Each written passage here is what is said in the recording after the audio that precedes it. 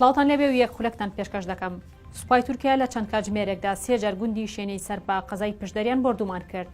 بەکرباییت قایمقامی قەزای پشدەر لە لێدوانێکی ڕۆژنامەوانیدا ڕایگەاند. کاتژمێردەی بەیانی ئەمڕۆ فڕۆکە جەنگیەکانی تورکیا ناوچەکانی دەوروبەری گوندی شوێنەی سەر بە قەزاکان بۆردومان کردووە. ئاماژەی بەوەش کرد بۆردومانەکان چەند سەد مەترێک لە ئاماڵەکانی گوندەکەەوە دووربوون و تاوەکو ئێستا زیانە گیانی و مادیەکانی بۆردومانەکە ڕانەگەێنراوە. وەزارەتی بەرگری تورکیا ڤیدیۆی ساتی هێرشەکەی بڵاو کردەوە. ئەوەی ڕاگەاندووە لە ڕێگەی فڕۆکەیەکی سەربازیەوە چەند گەریلایەکی پەکەکەیان کردوتە ئامانج.